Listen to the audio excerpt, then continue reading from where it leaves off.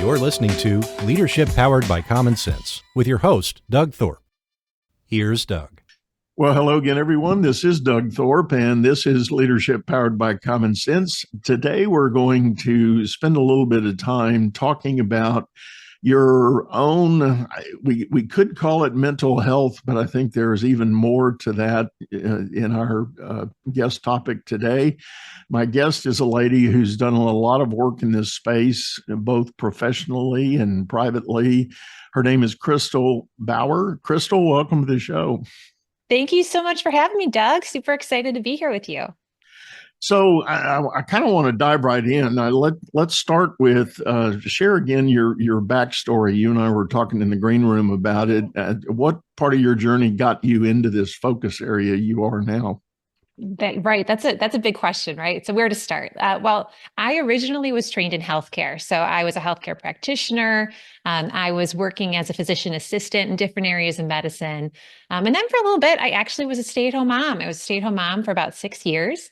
And around that time, my mom had a really hard diagnosis. She was diagnosed with stage 4 lung cancer, and big shock. And what happened with that is I started to take a look at how I was spending my time, what I was doing with my life. I started to have a lot of, I guess you call it soul searching, like as far as where am I holding myself back? I started to examine and kind of look at my own limiting beliefs and get curious about where I was holding myself back, and then what could I do to really try and figure out what my ultimate potential was. So that kind of pushed me to stretch the boundaries of my comfort zone personally and professionally. And I really had a lot of growth during that time frame. And I went back into practice, and I was working in an integrative psychiatry practice. And I was seeing a lot of individuals who were struggling, and they were struggling in a lot of different ways. But what I found to be kind of a common trend was somewhere along the way on the path to where they felt like they were supposed to go, or what they were going after, their version of success, let's say. They had taken a wrong turn. They had sacrificed some key things that really were imperative for well-being and happiness and meaningful relationships. And I started to see, like, again, these trends with some of these individuals who were really struggling. And some that, on the outside seemed super successful, like they had the title and the money and the power and all that, but they weren't fulfilled. And so I really started to get curious about what do we really need? Like, what do we need to have success, like true success, meaning like fulfillment, happiness, meaning, purpose, all these things, personally and professionally.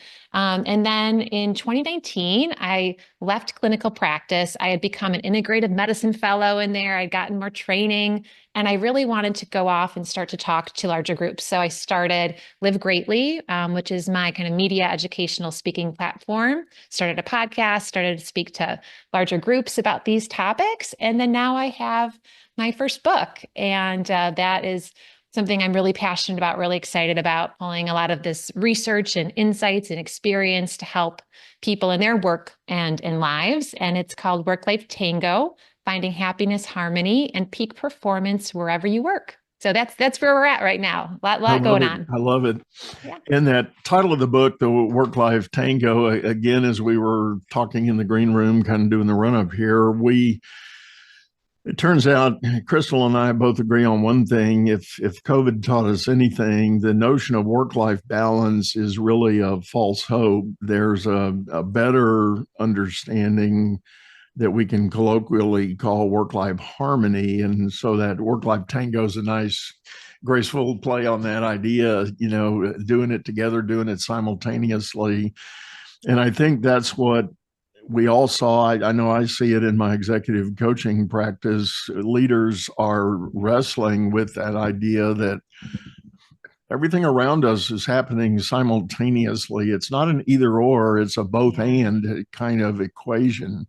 So as you've started leaning more into that harmony idea, Kristel, what are some of the key themes that you see people either presenting when they bring up their issue, or how are you helping them, navigate?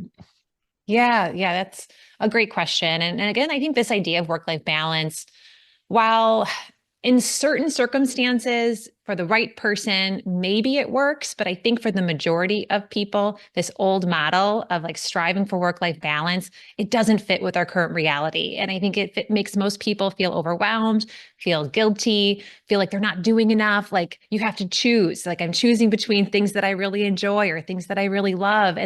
And there's not that separation like we used to have between work and life. We have technology, we have our cell phones, there's hybrid work, there's remote work, there's blurred boundaries. So it's not as simplistic, I think, as it may have been in the past before all of those things were really a big part of our lives. So I think it's recognizing, it's time for a new model that's actually approachable and applicable to modern times. And that's where this work-life harmony comes into play, where it's really about how can I live intentionally? How can I work intentionally? How can I try and make the moments at work and in my life high quality moments? And that starts, in my opinion, with getting to know yourself. And the book is broken up into 3 parts. And the first part is really developing and improving, focusing on your relationship with yourself. Now, we are so busy a lot of the time. We can get on autopilot. We can kind of just lose touch with some of those things that really light us up, that really are part of who we are part of our personal mission. So one of the chapters is called When You Think You're Doing the Tango, but You're Really Doing the Chicken Dance. And it's about building awareness, and I talk about like, how can we do that compassionately? How can we start to take a look at ourselves, our habitual reactions, our responses, our limiting beliefs, right? In a way that's actually productive and not holding us back. So that's focusing on solutions. It's focusing on, what can I do to set myself up for success here? How can I view these situations in ways that are more empowering for me? And I do a lot of walking the reader through how to do that. How do you kind of compassionately take a look at some of these things with curiosity? And then how do you set yourself up for getting to the other side of it? And I share some personal stories here. Like, for example, I used to be petrified of public speaking. Back in college, I had a communications class that I was terrified to take.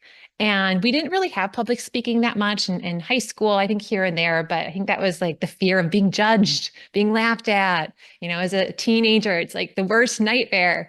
So standing up in front of this small group of 20 something people, I was terrified. I was so nervous.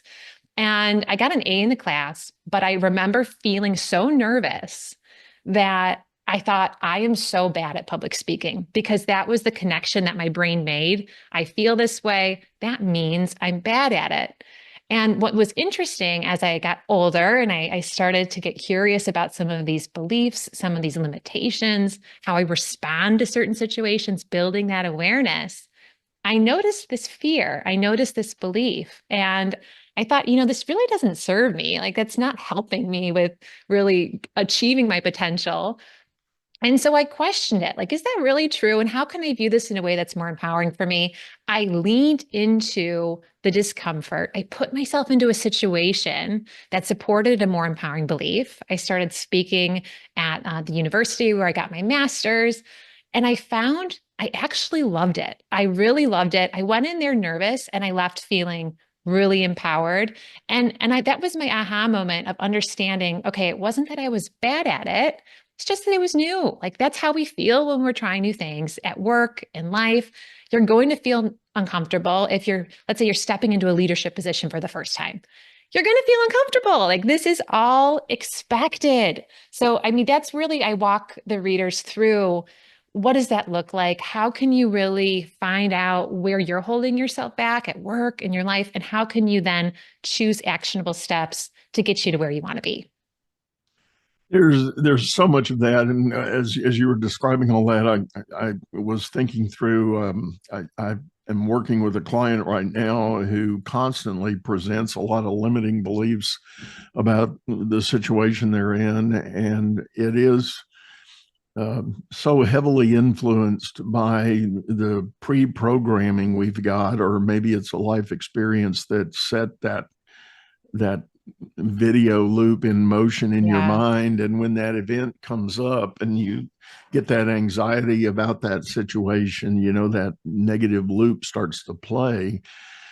And in the context of what we're working on, we are talking about elevating leadership ability. And I said, well, one of the premises in leadership development is that if you're going to lead others, you first have to lead yourself. So let's separate this anxious person that's agonizing over the situation with the leader that you want to be.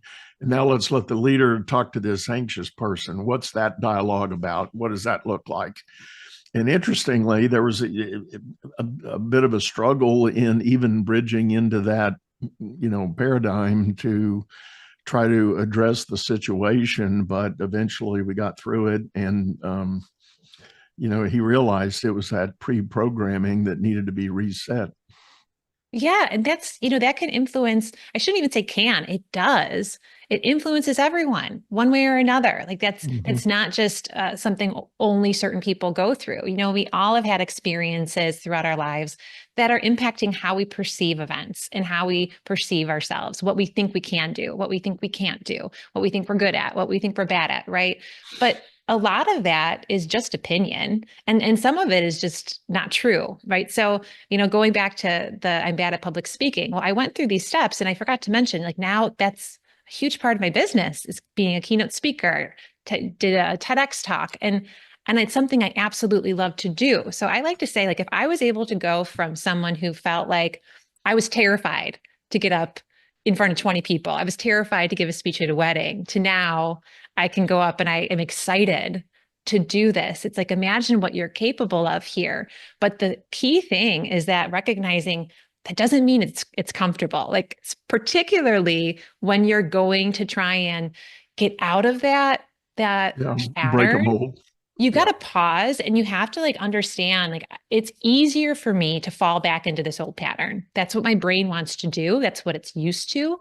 And it's pausing and recognizing when you have that awareness, I do have a choice. Like I can choose a new path. I like to call it choose a new exit. I can choose a new exit and how to respond. And that doesn't mean you're going to feel good about it. Like you could feel nervous, right? But it's choosing a behavior that's supporting a more empowering belief. And when you act like that and you intentionally choose these actions and behaviors, what can happen over time is you can start to feel different about it, right? You can start to feel like, there's a little confidence in there, like a little bit of like, let's go, I've got this.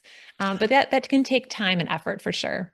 I think it's very much that key word being intentional. And as you described, you sort of, when you did your curious searching, you painted a picture of another place and another activity you wanted to be associated with, and you had to be intentional about moving there. And sometimes it involves that confronting those fears and doubts and that pre-programming that might be totally contrary to that new place you want to go. 100%. Yes. So that awareness building, that's like the first thing I talk about in the book is just working on this, our relationship with ourselves. This is a continual journey. And what I always talk about is doing it from a place of compassion and self-love, letting go of the judgment. We are all learning, we are all growing, just leaning into that growth mindset, which it's not always easy to do. A lot of us sometimes can be our own worst critics. We can be really hard on ourselves sometimes, but it is not necessary to be hard on ourselves to have results. Like sometimes you see coaches that are like, just so intense, and that style, that is not something that is going to help us maximize our potential. That can limit us. So yes, you want to have awareness about areas where there's room for growth. You don't want to have the blinders on. You want to be like objective about things, but there's a way to do it which can actually help you, where you feel like it's okay to get it wrong. It's okay to make mistakes. It's okay to feel embarrassed. Like all of that stuff is part of being human. So I'm okay with that, but how can I encourage myself to focus on growth and focus on the solutions instead of getting stuck in the problem? Let's talk about, we'll shift a little bit here, but let's talk about the infamous imposter syndrome that people often report struggling with. And I see this in really all walks of life. It typically manifests for those who are climbing the corporate ladder. Yeah. They do get a chance at promotion. They move into a new role that's elevated from where they were, and they're immediately overwhelmed with this imposter thing. I also deal with it in the entrepreneurial space. I'm dealing with clients who are leaving corporate and deciding to buy businesses. And it might be in a sector or a segment of commerce that is totally foreign to them. They might have left a job with Intel and gone to buy a plumbing company, so it's quite a radical shift, but nonetheless a great opportunity that is present. But there's that ever creeping imposter syndrome that might show up.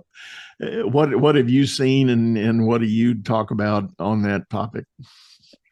I mean, that's something a lot of people go through. Yeah, I've seen research around this, and there are high numbers of leaders and individuals who feel this way. And I've had conversations with different people in my experience on my show where it's interesting how people who you would never really think feel that way. Then you have a conversation and they're like, oh yeah, I've felt that way. They seem like they're so confident. And I think it's interesting, like just because someone comes across as confident, they're giving off that essence, that presence, that confident voice, that doesn't necessarily mean that they don't feel nervous or that they don't feel like a little bit of that imposter syndrome, right? So sometimes people can put on a good show. And I think it's recognizing that this is something a lot of people go through, and particularly when you are doing new things, right? So it's also going into that growth mindset of recognizing and knowing when I try new things, when I'm putting myself out there, when I'm growing, I am going to feel uncomfortable. And that is part of it. That is normal. That is okay. What you don't want is you don't want that to stop you from getting to where you want to be. So confidence is something that you won't always feel confident when you're in this new role. So I think it's kind of looking at imposter syndrome as a more of a feeling, right? Like you're feeling this insecurity or nervousness because you haven't been doing it for long enough to feel like I've got this down yet. And that's really cool because that means you are putting yourself in a situation where you're growing. So I think this perspective shift around it can be really helpful for people. Like give yourself a pat on the back, be really proud of yourself for going for it and for putting yourself in these situations where you're growing. And then it's looking at what are some things that I can do to feel more grounded during this time of transition or during this time of change where you are, let's say, starting a new role or you are elevating your leadership title or position. And there are a lot of different ways to do that, but I think having a certain routine or ritual or practice where you can calm your mind a little bit and ease your nerves a little bit, manage that stress, movement, exercise, morning routine, meditation, getting out in nature. I mean, there's countless things you can do here. And this is very individual, but I think it's really important that people figure out what is that thing for me, what works, and how can I have that as more of like a grounding place for when there is a lot of this chaos or change happening in my life. So you can come back to it and you can feel like I've got this. That's like you're okay, I can navigate this. I can navigate my emotions. And so for me, it's running in the morning, meditation, getting outdoors. Like those are my go-tos. I think the classic way that I've observed imposter syndrome being presented is it's a swirl of fear, doubt, and some level of risk. There's this notion of if I'm found out that I don't know what I don't know, there's a risk associated with that. That creates fear and doubt for me.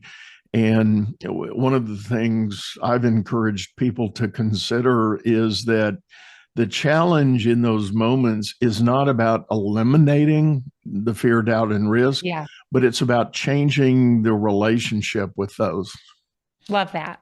And eventually, yes, with experience and repetition and performance, you might overcome that basic fear, doubt, and risk about it, because it's proven you do know the work, you do know the task, and that all does eventually go away. But in the moment when you're suffering from it, it's more a question of kind of an immediate shift in the relationship with those things. Are they going to cripple you and hold you back or tie you down, or are you going to kind of name them and acknowledge them and say, all right, today we're going to work on the first couple of steps to overcome this? I love that. I think that's so important, how we're perceiving and interpreting things in our lives, because there's countless ways you can do that, right? So let's try and lean into the ways that are actually going to help us. And I'm thinking about a situation where I was listening to a new coach that was being trained, and I was sitting watching a sporting event, and I heard this coach that had been there a long time training this new coach, kind of the onboarding process, right? And I overheard something that I was like, I do not agree with this. What he was saying was, all right, if you don't know the answer when somebody asks you a question, just pretend like you do. Pretend like you know the answer. And then if you get it wrong, you can come back later and you can just, you can change it. And I thought to myself, like, that is not how you should be approaching it. I would have so much more respect for you if you were honest, like show up as yourself. So where I'm going with this, I think another key component is you don't need to put pressure on yourself to be someone that you're not, right? You don't want to try and show up like anyone other than yourself. So it's taking the pressure off, recognizing I just need to show up as me. And if there is an area that you're not familiar with yet, that's okay. The big thing is yet. So let me look into this. I'll get back to you. Those are the things that we don't have to know everything. We want to try and show up honestly with, integrity. And so I think hearing that, I just wanted to mention that because I think there's this misperception sometimes, like, I've got to know it all. And we don't. It's more about being authentic and showing up as you. And then if you need to come back to someone with information, you can look into it. You can get back to somebody. That's that advice that coach was giving. The other one is that classic fake it till you make it Yes. mindset. And I personally hate that theology, if you want to call it that. I agree. I think in the certainly in the modern business world, I think there's an outcry for authenticity. Mm-hmm. And I often tell the story. I was working with a very large global brand, and I'm not going to name names, but they were doing their kind of annual employee engagement survey. And there was one very interesting pattern that emerged. Everybody at every level was saying, I wish my boss was more relatable. Well, guess what? That layer said, I wish my boss was more relatable. And that layer said, I wish my boss was more relatable. And it was a common dominating theme in this particular round of this survey. And it became a bit of a head scratcher, but then as the company worked on the analysis of it, what they came to was the very vivid conclusion that it was a company that was based on a literal 100-year legacy of predominantly command and control style management. Got it. And people were emulating the bosses they used to have. Every time they got promoted, they emulated a guy at that level that had a particular style. Well, when you talk to him, he had done nothing but what? Emulate the guy before him. Yes. So there was this very ultimately negative connotation to that emulation of success. And I'm using air quotes for those of you listening. So you got to be careful on if you are climbing the corporate ladder, you have to be careful of what leadership style you may want to emulate, because it may be contrary to what people really need in what I'll call the modern world, the modern work environment. Yes. Yes. I think that's so important to recognize. And, even if you don't have a leadership title, you are a leader, you are influencing and impacting the people around you.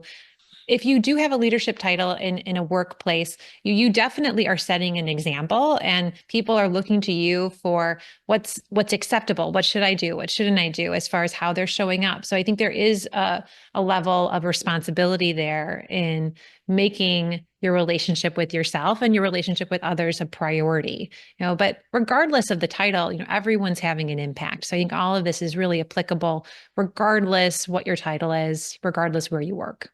Yeah. Well, in another parallel on that same story, I was working with one of the fairly senior leadership teams, and there had been a reorganization prior to this survey, and so there were a whole lot of new teams being constituted and activated. And I was working with this one, and the team leader I thought was a very wise soul in this kind of kickoff meeting he was having, and he told the group, he said, "Hey, I want you guys to think back earlier in your career. How many times did you point up the organization and say, those guys, those guys did this or didn't do that, or they did it wrong, or blah, blah, blah." He said, "Guess what? We are them." Right. We are they, them, they. What's the grammar on that? But I thought that was a really profound, and it really it resonated with everybody. They said, "Yeah, you're right. We are them now." So we need to prepare. And if we didn't like what we used to hear, now's our chance to change it. So yes, and as a leader, research has shown that the higher you go up, the less aware you can become. The more power that you have, that awareness can dissipate. So I think it's really important for those in that position that they have things in place to help make sure that they're not being blinded to what's really happening, that they're getting appropriate feedback, that there's appropriate feedback loops.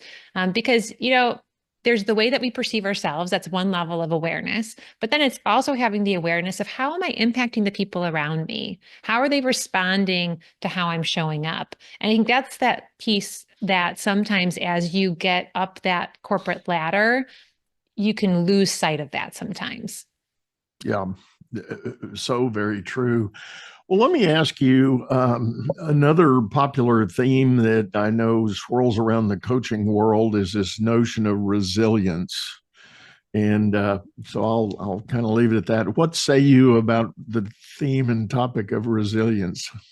Well, resilience is a part of life, right? We're all going to be faced with setbacks and challenges. That's a given. As human beings, it's going to look different for each one of us, and we're all going to have our own personal experiences. But, we all have things that we have to move past.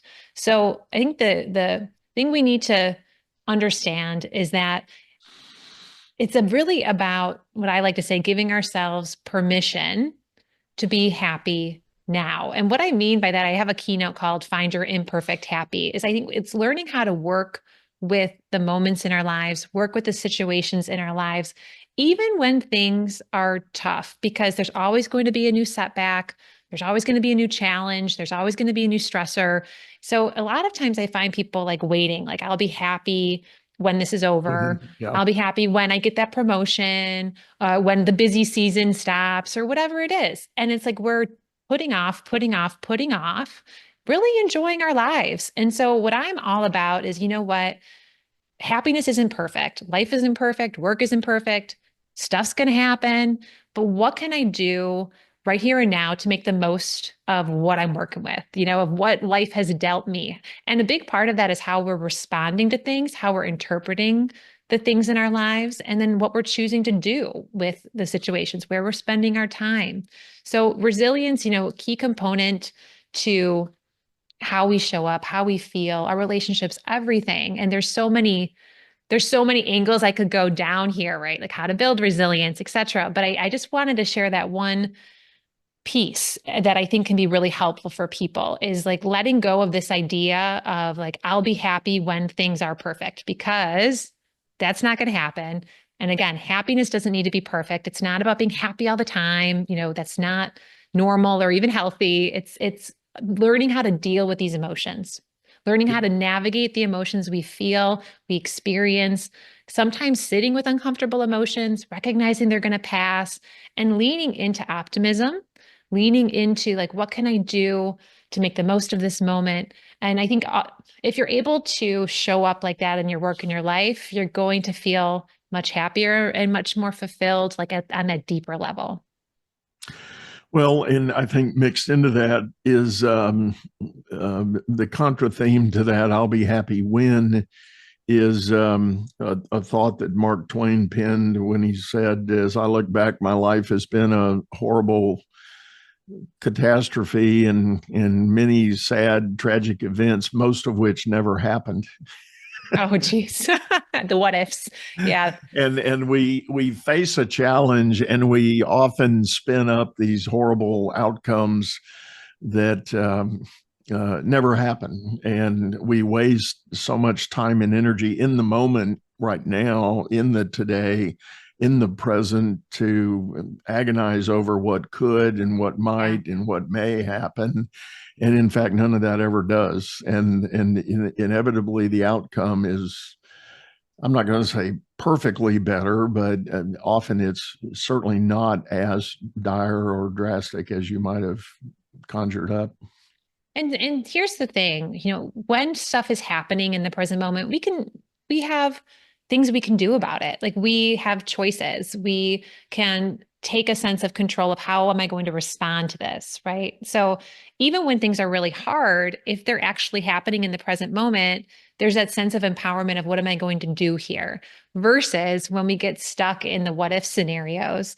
Well, they're what if scenarios. So there's not a tangible thing that you can do to respond. Sometimes there's things you can do to try and prevent, right? But I think that that's the key thing sometimes people don't fully grasp is like, if something's really happening in this moment, we're gonna act. Like we're going to do whatever we can to try and figure it out. But when we're just thinking about these what if scenarios all the time, that's putting us in a position to feel frustrated and stressed and worried, right? And that said, like part of being human is like you're going to experience some of that, but I think it's trying to embrace practices that help you be grounded in the present moment, mindfulness practices to try and have your focus in the here and now, which is, it's hard with the current times, like your phones and the dings and all of it. So I know it's not easy, trust me, like something I need to work on too.